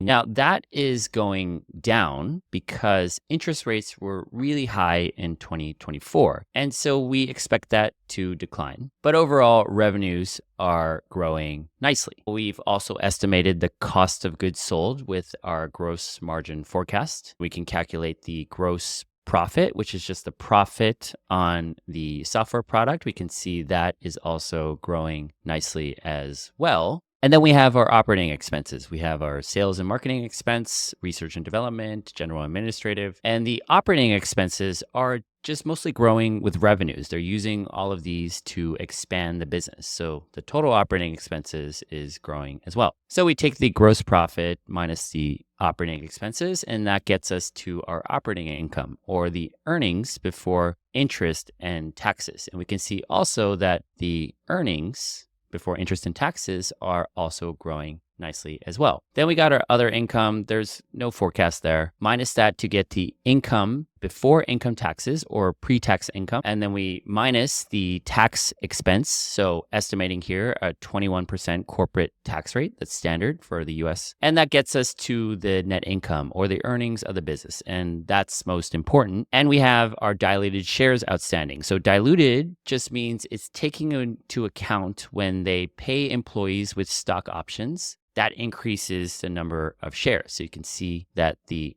diluted shares outstanding is also forecasted to increase as well. So then we put that together, we get our earnings per share forecast, and that's the earnings for us as shareholders. Now here's where some tinkering is going on, the adjusted earnings, the adjusted operating income. Because stock-based compensation is a non-cash expense, right? You're paying in stock. And so even though it's in the operating expenses, probably here and here, it's a bit like raising equity because the employees are technically buying shares. And if you want to do some quick math, you can see that we have this 400 and 152 over here. That implies about 250 million in stock-based compensation for 2024. And so we're adjusting that to remove the stock-based compensation. And the reason for that is that gives us a cleaner look at the business earnings. And same with the adjusted net income, removing the stock-based compensation. And also the adjusted earnings per share is also removing stock-based compensation. Now this adjusted earnings per share is the most important for us. These are the earnings that we get as shareholders. That also accounts for the increase in shares. And we don't use this regular EPS over here because it's double counting the stock-based compensation. It's both in the expenses, somewhere in one of these expenses, and it's also going into the shares as well. So it's being double counted as an expense and in the shares. And that's why we adjust it to the adjusted earnings per share. So we're taking a few reasonable assumptions and turning that into an earnings forecast. That's the output here. We're estimating that Paylocity will generate about $7.50 in earnings per share for fiscal 2026. And we're forecasting 2026 here is because at this year is when we expect the interest income to start normalizing to a regular growth trend again. We'll use this number to value the company.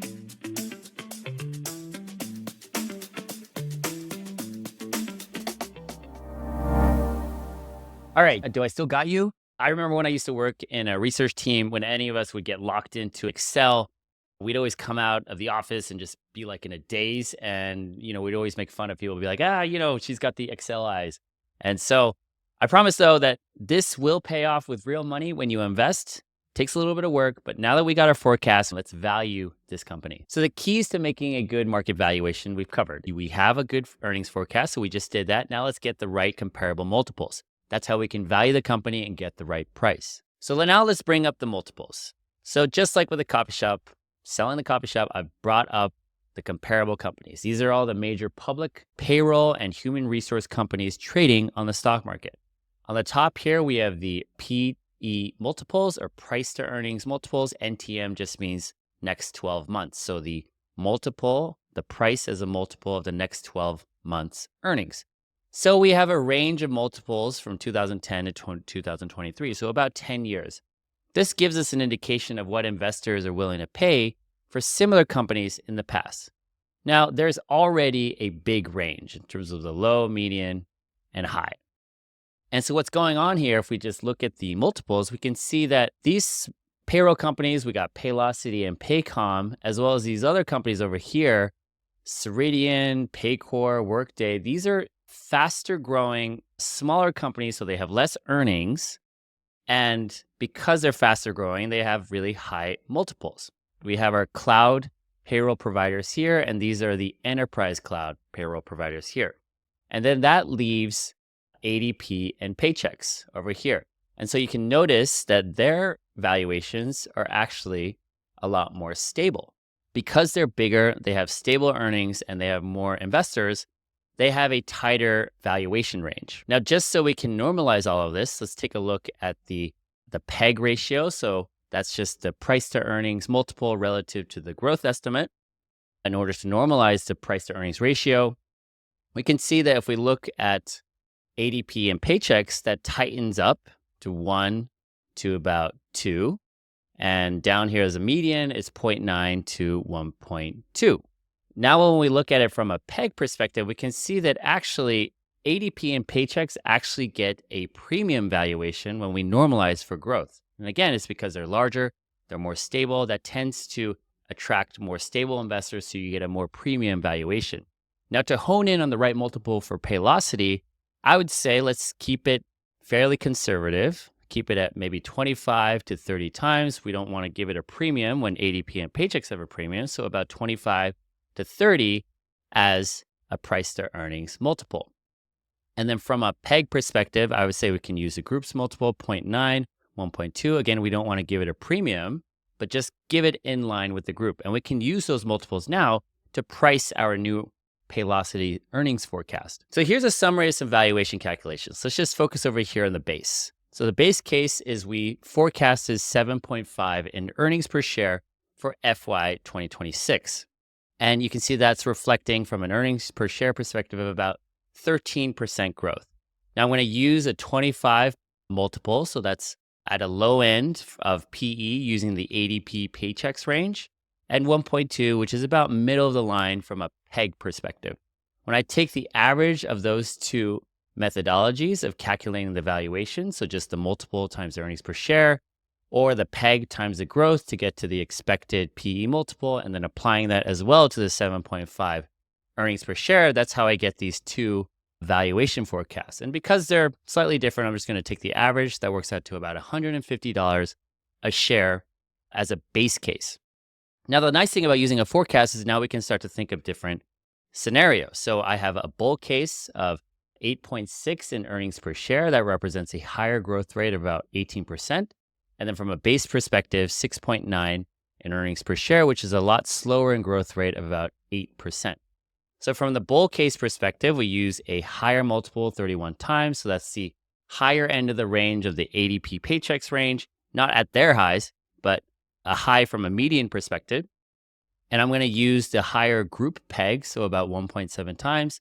And you can see actually here, the price works out to about similar of about 270 per share. Now from a downside case, now we're just looking at low multiples. I'm going to get that 25 times. It's the lowest multiple that's been recorded for the group.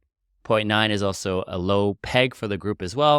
Of course, that's a pretty dramatic decline in price, getting to a 7 times multiple. So honestly, that is pretty low. But again, I'm just taking the average of those two. So now I got an estimated bear case or downside case of 110 for the stock. So now the nice thing is we have these valuation scenarios using different earnings forecasts. Now we know that the stock price should have a range of between 110 and 270 as a per share basis. Now there's a lot of different numbers going on, so we can actually start to put this together into one value. And to do that, we can use probability. So we use something that's called expected value. Really what we're doing is just basic mathematical concept of taking the expected gain or loss times the probability to get the expected value. So what's going on is if we just apply an estimated probability to each scenario, we can work out the expected value of these different price scenarios. So we have our price over here of 150. That's the current price at the time. We have our base scenario, which was about 151. So that works out to about $1 loss. No big deal, but let's say that works out to about a 60% probability, works out to -1 and expected value. Now for the upside, we expect 269. And so the difference is at about a 117 gain. Let's say that we have a 20% probability of that high growth scenario. That works out to an expected value of 23 from the gain perspective.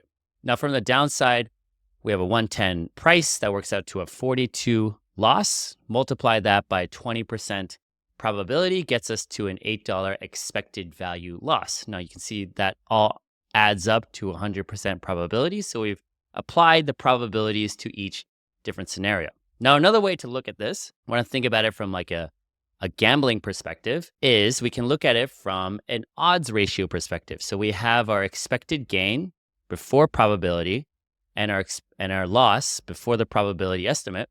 And then that gives us a way to look at the win-loss ratio. So that ratio between 177 and 42 works out to a 2.8 win-loss ratio. That gives us a sense of risk-reward that we can apply our probability estimate towards. So to add all those things up together, we add up the 23, the 1, and the -8.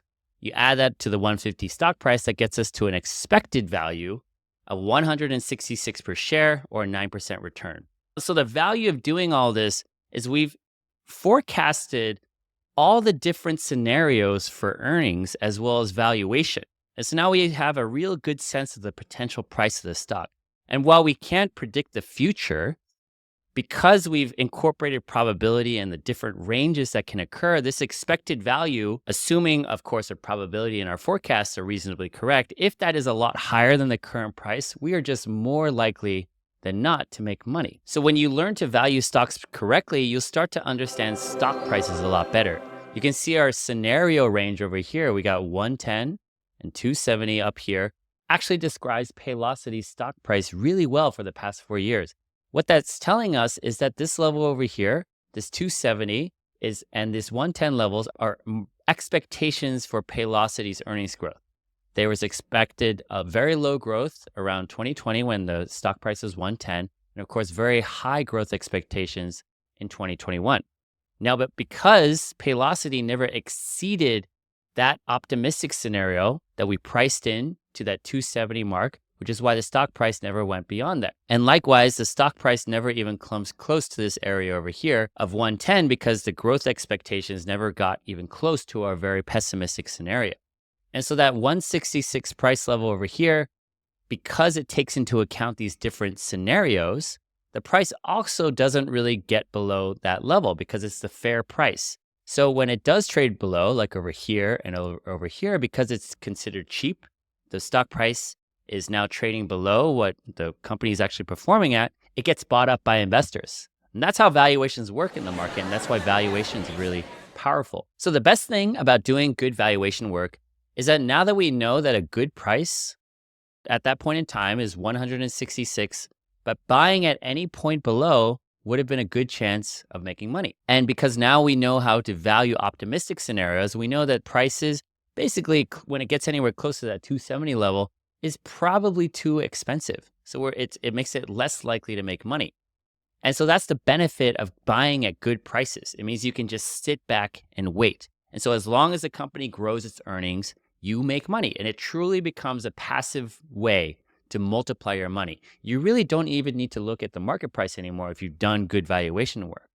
So what if we actually wanted to buy at spikes like here before this uptrend here? Or we wanted to buy it before we get another spike over here, and it's likely going to keep going up here. How do we actually identify those opportunities? And we can if we start to really pay attention to market expectations. And that's when you can actually start to make some serious money. And that's what we're going to cover in the next section.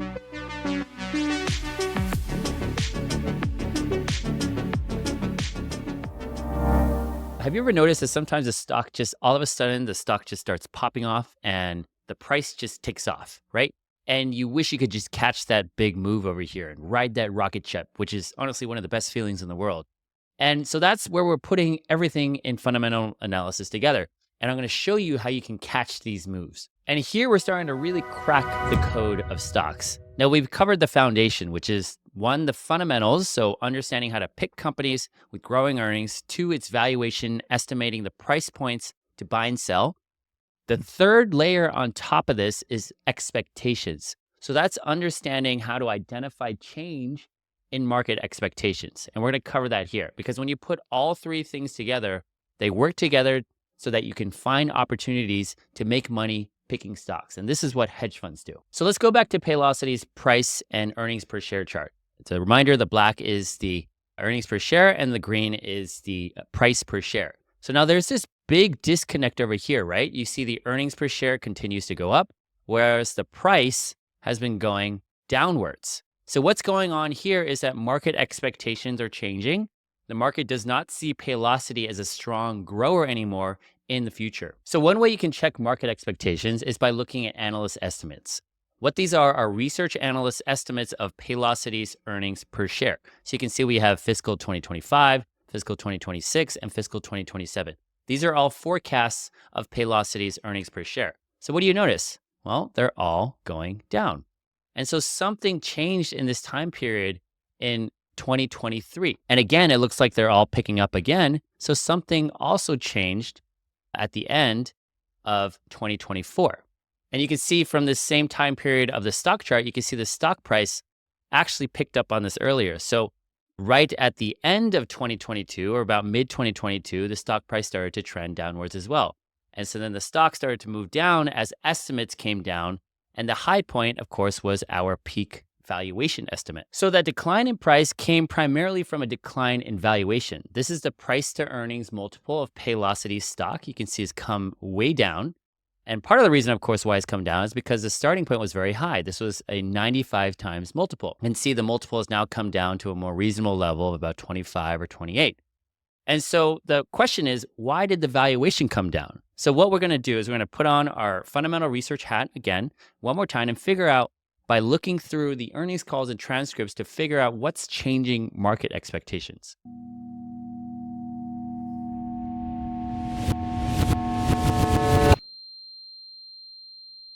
So it becomes pretty clear that two things are changing in the payroll and HR space. The first thing is that employment growth has been slowing. Of course, when there's less employees overall, it means that there's less revenues for payroll companies because they charge based on the number of employees. Second is that there's been an end of IRS tax benefits. So there was a lot of COVID-related employer tax benefits. Those were gone after a couple of years, so there's just less filings for payroll companies to do, so that also means less revenues. So that just translated into a slower growth in revenues, which of course translates into a lower earnings estimate throughout 2023. And this, of course, was also confirmed by the company, Paylocity itself. So this is from an earnings release in August 2024. They provide an outlook for their fiscal 2025 guidance, so the upcoming year. And now they expect revenues to grow at about 8% rate. Remember, they were used to targeting 20% type growth rate. So it's a much slower growth rate. And so it's reflected in the company's outlook itself. And so that's the reason why analyst estimates came down. As you can see, back in October 2023, they were expecting about $9 a share in EPS for 2026. That represents about a 30% growth rate year over year. And then the new estimates in October 2024, they're expecting a $7 in earnings per share, which reflects about an 8% growth rate. So it's very similar to the new outlook for growth. And the 2025 estimate, of course, was also lowered as well. So now that you understand what's driving expectations, you can then start to pay attention to the signs that could change these market expectations. So that's the signal. So the key to finding opportunities from an expectation perspective is pretty simple. All we're doing is just looking for change that's not priced into the market yet. So one easy way is just to pay attention to what's going on with other companies. Now here's Paychex. This is one of the larger companies in the space. You can see starting around August 2024, the stock really started to come up. And there's this big jump over here, which was the earnings release. You can see the stock price jumped and then just kept going up. So what's going on is the market is starting to price something in. the price moving up, that is actually a pretty clear signal. So what was going on? When we look into the actual earnings release of Paychex, we can see that one, they reported pretty good earnings. They reported $1.16 in EPS. That was better than estimates for $1.14. So they beat by about 2 cents. That just says the business is performing better than expected. Revenue growth also accelerated from 7% from 5% in the prior quarter. So that's an improvement in the growth rate. And guidance is for 6 to 7.5% revenue growth for fiscal 2025, also an acceleration from the prior year of about 5%. So this is a very large company in the space. What they're saying is that there's very clear signs of improving revenue growth. So this may be happening for other companies in the space as well. Now we can confirm this by looking at other data points. This is the payroll numbers. So this is the number of employees, employment in the US, and we're looking at the year-over-year change. So just looking at growth, you can see it's been slowing all year from 2023 into 2024, but it looks like it's starting to stabilize. So it's not going as steep. The year-over-year trends seem to be stabilizing, which indicates that maybe employment trends are actually getting better, which of course would help payroll companies. Another way to check is to start just paying attention to what management is saying. So this is a transcript of Paylocity at a conference back in September of 2024.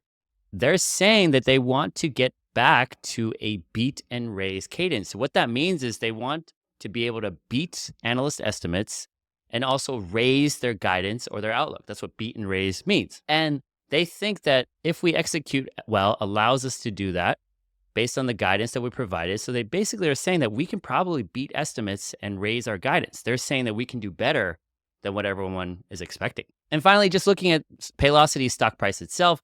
So you can see around this time period as well, Paylocity's stock price has also been trending up into their earnings release as well. So the market is probably picking something up. And again, we know that the market can pick up things pretty fast. So that's why it can be useful as a signal. So we recognize a change that looks like revenue growth is getting better than expected. It might not be priced into the market, so we can probably make money from this. And that's where we get into the setup. Okay, so the key to a good setup is to figure out what the market is pricing in and then price in the new change and see what the market is missing. We first have to estimate the change ourselves. So here are the signals that we see. One, we see that employment growth is stabilizing. Two, we see the headwinds are passing from the COVID tax benefits. It seems like growth is improving for payroll companies. And third, we see from the company himself saying that there's a potential raise in their guidance or their outlook. Management is hinting at it. So that all points to better revenue growth. So what we do is we just go back to our model and start to update our earnings forecast. So this is updated for the 2024 actual. So now we're forecasting earnings beyond.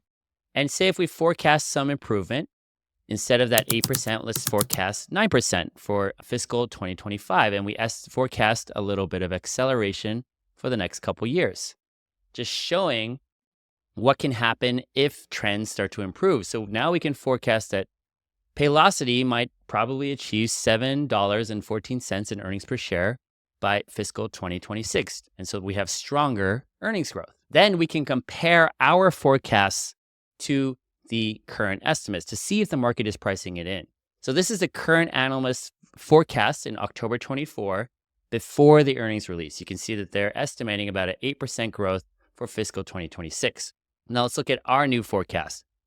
Based on our model, we've estimated that Paylocity could grow at about 11%. So a slight raise, $7.14 from the $6.95 that the analysts are expecting. So we're expecting improving growth that's not reflected in the estimates. So that's a sign that the market has not yet priced in this change. Now, it might not seem like much, but this is enough to make money because stronger growth is definitely going to change market expectation. It'll bring them up, which means a higher stock price. So then, of course, we got to value it. So let's go back to a valuation perspective. We have Paylocity's price to earnings multiple over here in the blue, as well as some of their other peers. We got Paycom and we got ADP and Paychex over here.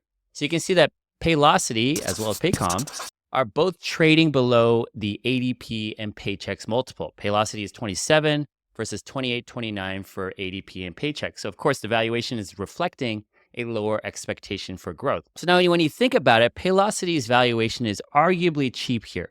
It's trading at a discount, number one. And two, if Paylocity can grow at 8 or even 9% versus the 6 to 7.5% for Paychex, it can probably trade at least at the same multiple as ADP and Paychex, maybe even higher because the growth rate is higher. So there's an opportunity for valuation to start coming up. So now we can do some back of the envelope math to estimate where the stock can trade after earnings once we have a change in expectations. So we have our estimate of $7.14 for fiscal 2026, our new forecast with better growth. We have a 28 times multiple. That's the same multiple as Paychex and ADP. So we assume that Paylocity can trade in line with its peers. 714 times 28 multiple equals a $200 stock, which represents a 15% upside from the current stock price of $170 at the time. So that's a 15% upside from the earnings release alone. Right, so this is our investment case going into the earnings release. We have a $200 target, which represents a 15% upside from the current $170 price. And that's based on our fundamental forecast for revenue growth to improve from 8% to 9% for fiscal 2025. So that's a fundamental reason. And because of that acceleration, we think that estimates should go from that 695 level to get to that 714 level for fiscal 2026 based on our forecast. So the market is not pricing that in from an expectation standpoint. Now, because of the higher earnings estimates, we believe that Paylocity's multiple should rise from its 27 level to at least 28 or even higher at 30, which is the same level as ADP and Paychex or higher, assuming the multiple can expand because its growth expectations are now higher than those two companies. And then when we think about it from a risk perspective, the downside of 695, which is the current fiscal 2026 estimate, if we use a low multiple of 24 times, which is what it was trading at a couple weeks before this time, we get to about a $167 target, which is just a slight decline, which means the stock is already pricing in this low growth scenario already and not pricing in a potential for an upside in growth. And so I think that's a pretty good setup because it's not pricing in this improved outlook. I like it. So that's the key to a good investment case. You want to get the foundations of the fundamental picture right, and then the valuation. And then you want to think about how expectations will change. And then once you think about all three of those things, you'll definitely do well because you have a clear plan, you know the numbers, and you know where the stock is going to go. Now, 15% is pretty good for just an earnings release. So you can get 15% in just 1 to 2 weeks. It's not bad, but we can actually juice this up with options. So next section, I want to show you how you can get creative to get an even bigger payoff when you find small things like this.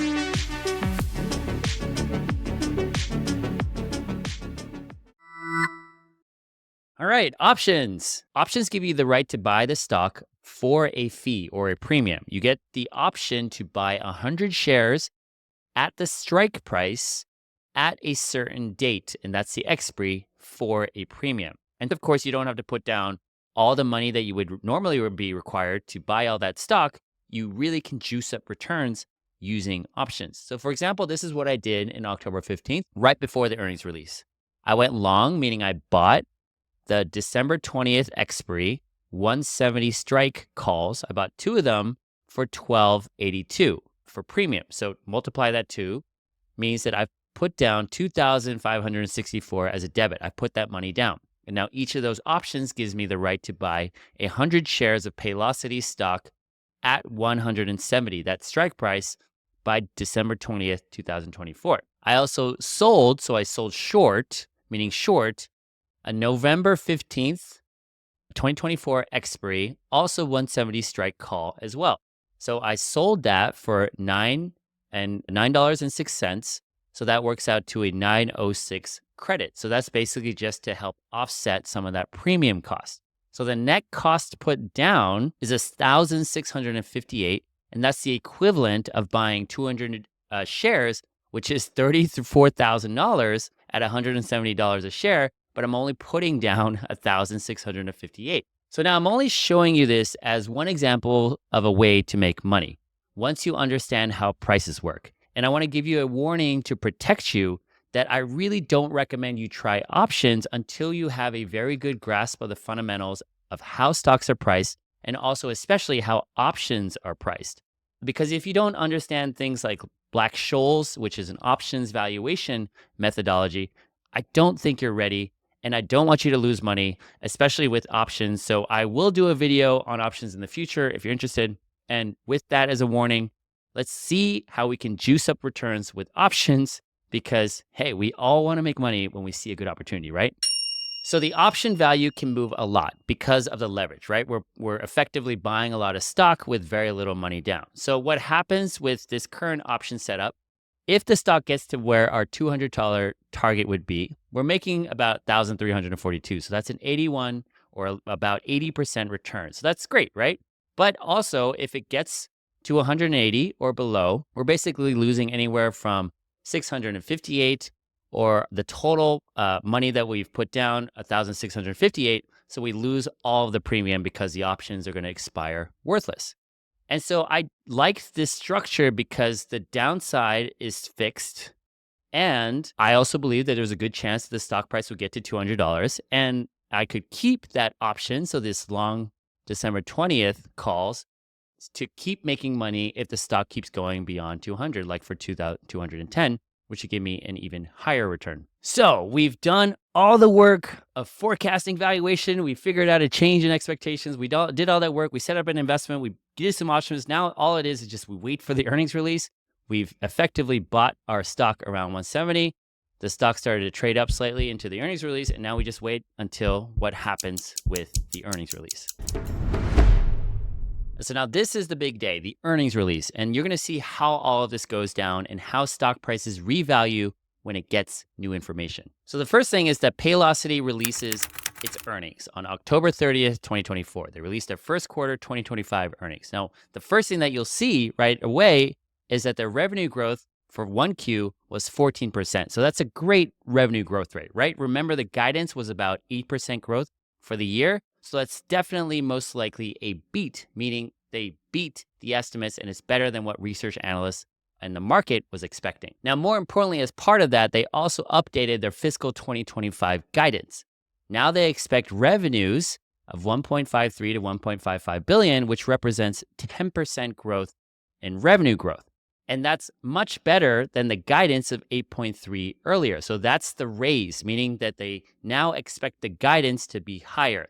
So they beat estimates and now they raise guidance. And now when you hear beat and raise, that's literally music to an investor's ears because you know that the company is performing better than expected. They've raised their outlook, which definitely almost always means a higher stock price. So you know you're going to make money. So what does the stock do? So the company released its earnings right around here. So the October 30th, 2024 release date. Now, so the next day, the stock opens all the way up 20% right away. So it's up 20% immediately and it stays there at about 210, kind of trades down a little bit, but it just stays there over the next few days. So now why? So let's break down what's actually going on with the price. So first thing is because earnings are better than expected and guidance for fiscal 2025 revenue growth is higher.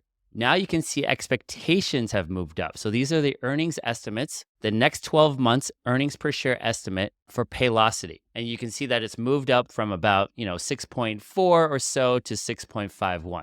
So you can see that increase in analyst estimates for fiscal 2025. And so that's one of the reasons that moves the stock price higher. Now, second, when we look at a valuation perspective, this is the price to earnings multiple of Paylocity as well as a couple of the other peers. You can see that Paylocity's multiple has also moved up as well. So right after their earnings release, the stock price jumps up. And so now we get a higher multiple.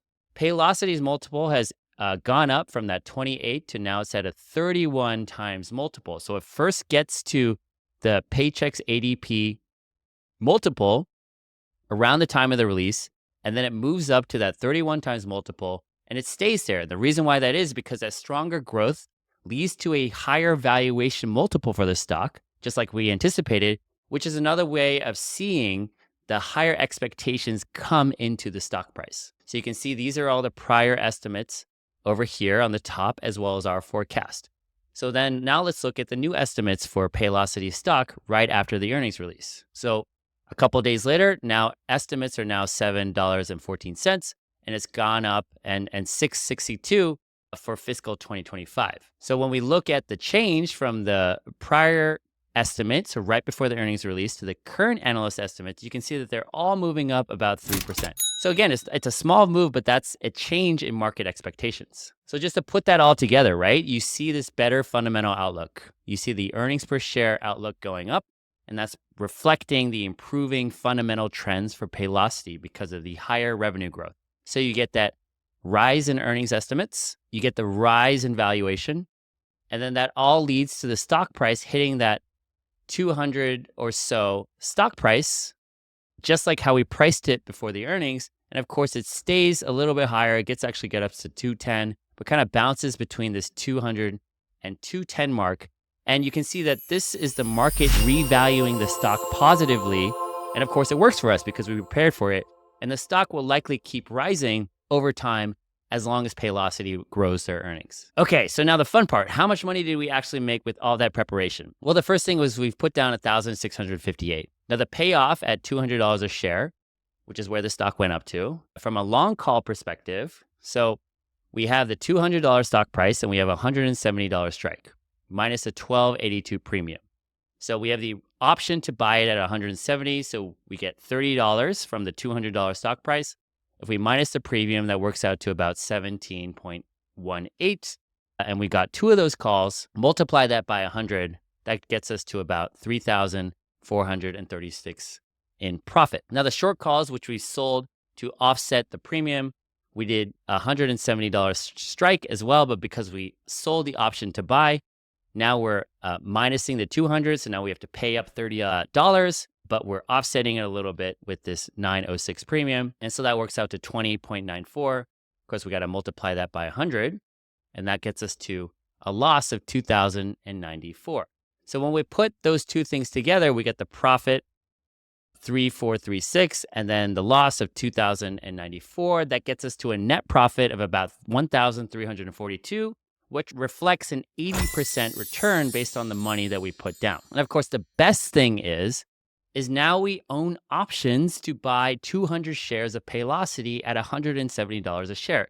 That works out to a $6,000 value of that position, right? Because if it stocks at 200 and we can buy it at 170, that's $30 a position. 30 times 2 is 60 times 100 gets us to $6,000. So that's why it's $6,000 in value. So that value will keep increasing as the stock moves higher. And of course, that's one way to make higher returns because we didn't really put a lot of money down using options creatively. So the most important thing to take away, and you've made it this far, is to make money investing. And that's the whole point of fundamental analysis.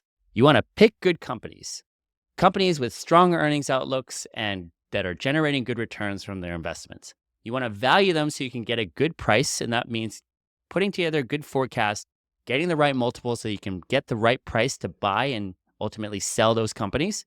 And then you want to look for changing expectations. If you want to look for opportunities to time when to buy and sell, look for what's changing and look for what the market's not pricing in. If you do all 3 of these things, guarantee you will make money.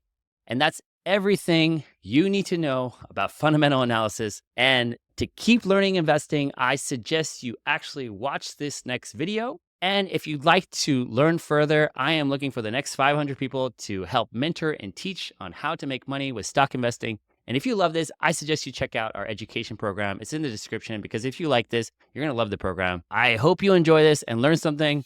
Spent a lot of hours recording this, so I'm a little tired, and I will see you in the next video. Coming is coming.